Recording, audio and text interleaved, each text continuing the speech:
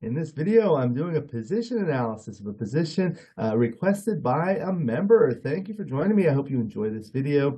Please like and subscribe, and you'll be notified every time I upload a new video. Let me know what you think in the comments below, what you'd like to see in future videos so I can work on it. I appreciate your super thanks. These small donations help me continue to create the high quality content that you enjoy. And with the membership feature, you can get exclusive access to the most popular videos. Additionally, members can send me positions to analyze and create a video. So that's a fantastic new perk that I'm providing. My book, Backgammon, Backgame Strategies, is available. There's a link in the description to where you can get it. And if you're interested in lessons, please contact me via email. My email address is also in the description. Okay, so again, this is something new that I'm doing. Members can send me a position and I'll analyze it. And it actually helps because I personally learn, but the members learn from it too. So let's take a look.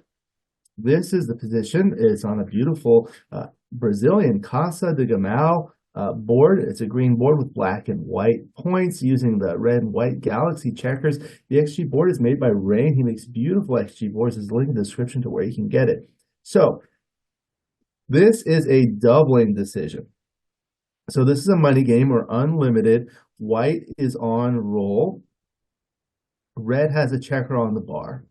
So take a look. They're bearing off on the left. Take a look. Pause the video for a moment. Think about what you would do. Would you double or would you not double? Would you take or would you not take?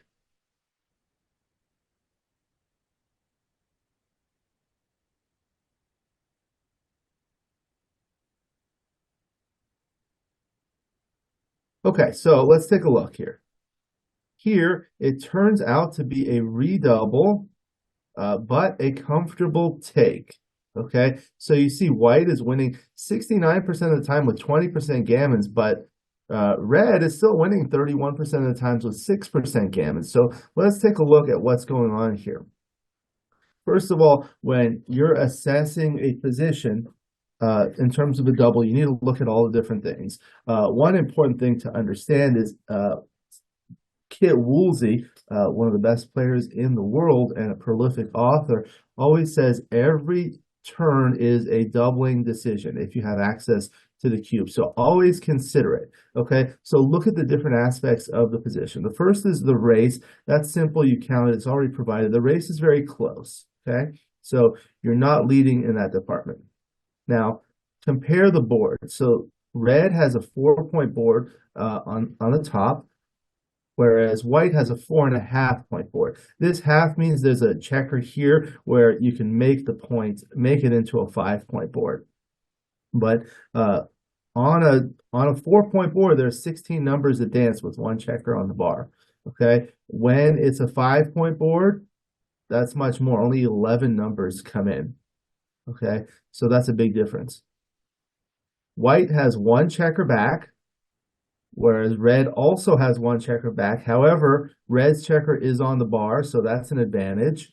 Okay, there are threats to make a 5-point board and a 5 prime. So white can roll a 3 there, 4 is there, and 6 is here. Okay, the other thing is red does have somewhat of a counter prime. So you have to think about both things. When you're doubling, you're going to have to make that prime yourself, but also escape. So you're going to have to juggle multiple things on different sides of the board. So you need 3s to step up, which are duplicated to make that point. This diagram shows the partial market losing first roll. So a market losing sequence is a sequence of 2 rolls, one by you and one by your opponent, where it was a take before the sequence, but it becomes a pass. So the equity becomes greater than 1. This is a partial market losing first roll table because it only shows the first half of the sequence, so your roll. So these are all your rolls, double 1, 2, 1, 3, 1, and so forth.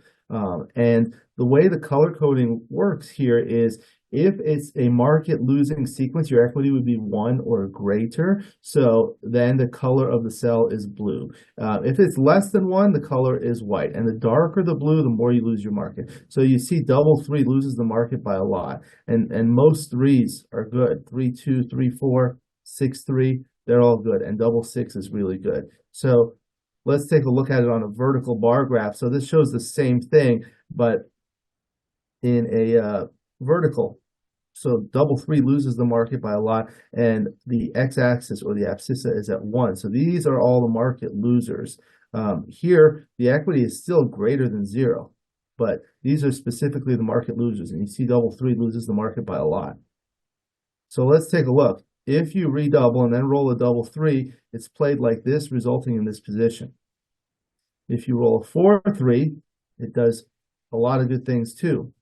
So the double three, what it did was makes the point, makes the bar point, steps up, so it does everything. The 4-3 does a lot.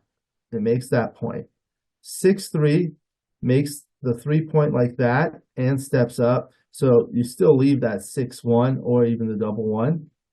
The 3-2 makes the prime and covers the blot, and double six makes the board like that. And that's huge. You're just going to need a 3. Now, these are the partial market losing second rolls. So this is the second roll that's rolled by red. Okay, so you see red can roll these numbers that might lose your number, lose the market by a little bit. Okay, but there are these huge anti-jokers. You see these 6-1 and double one. That's huge. Okay, so despite the fact that there's a lot that white can do, there are those big anti-jokers that take advantage of the counter prime. Okay, so let's say you redouble and then you roll a 4-3, which is actually a pretty good roll. So it does this, all right, and then red rolls a double one. This is a huge joker. It's played like this and makes the point on the head. Now red is a huge favorite to kind of turn it back to 8 if he wants, or play on. All right, so this is an equity heat map. This is a 2-roll equity heat map. So the way this works is it shows the equity from the taker's side, okay? And this shows all of the sequences. So all of the doublers' next rolls are at the top, from double one through double six, with an average on the bottom. And the opponent's rolls, reds, are on the left from double one to double six, and an average on the right. So here this is shown in the view of the taker. So blue is good and red is bad. So for example, the cell on the upper left represents the situation where white rolls a double one and then red rolls a double one. Okay, so the numbers are not written in here because they would be too small, but blue is good for the taker and red is bad. So you see those market losers like the double threes and the 6-3. Double six was huge. 6-3 again, the 4-3. You see those columns. But then there are the anti-jokers. Basically the opponent's next rolls like the double one, that is huge for the taker, and the 6-1, that's huge over here and over here. The rest of the time, it's not very dark. So you see a lot of dark red and a lot of dark blue and not much in between. You know, everything else is fairly neutral. So there's a lot of volatility in this position. And you can see that by looking at this. This is the dice distribution. Basically, what this does is it plots every one of those 1,296 sequences, okay? So each one is a vertical bar, okay? So you see there are many sequences where the equity is higher than 2 after you double. So there's a lot of positive and there's a lot of negative. So these are the anti-joker sequences. There's not a lot that's like right in the middle. So that indicates a high volatility position. All right, so this is the original position. So you remember with this, even if white were to make the point or something like that or step up, red has that joker, a double one. So come in and then use these two checkers to make the 4 points, okay? This was the equity heat map.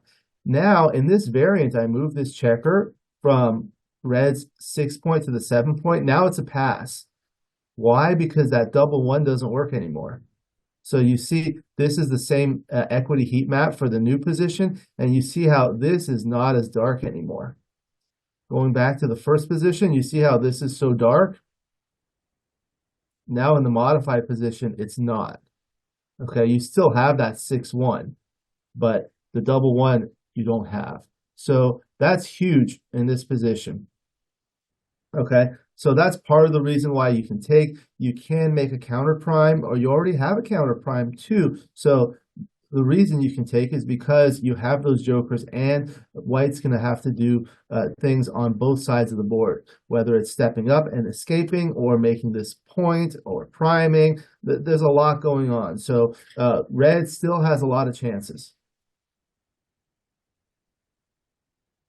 So the tips for these doubling decisions is, number one, you want to look at the entire position, identify the strengths and weaknesses for both sides. So we looked at all those things. We looked at the race, we looked at the board strength, how many checkers back, the strength of the prime, the strength of the board, all of these things. Try to identify market losing sequences. Again, those are sequences that make it a pass, like the double threes or the 6-3 and things like that.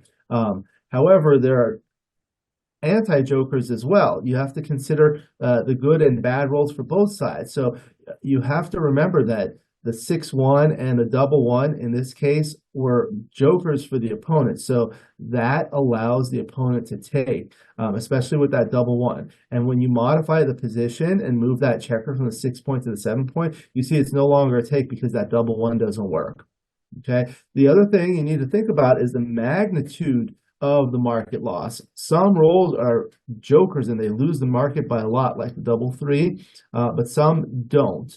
So this is a high volatility position where there are a lot of like big jokers and a lot of big anti-joker sequences. So you have to think about that. So that's what you need to do when you're thinking about doubling in this case. So it's a money game, but in a match as well. So that was another position analysis, this time specifically requested from a member. Member wished to be anonymous, so respect that. But if you're a member and you'd like me to do a position analysis for you, you can let me know. Send me your name. I'll give you a shout out. I really appreciate your support. Thank you for joining me. I hope you enjoyed this video. Please like and subscribe, and you'll be notified every time I upload a new video. Let me know what you think in the comments below, what you'd like to see in future videos so I can work on it. I appreciate your super thanks. These small donations help me continue to create the high quality content that you enjoy. And with the membership feature, you can get exclusive access to the most popular videos. Again, my book, Backgammon, Backgame Strategies, is available. There's a link in the description to where you can get it. And if you're interested in the lessons, please contact me via email. My email address is also in the description. I look forward to seeing you in future videos. And until then, keep rolling your dice.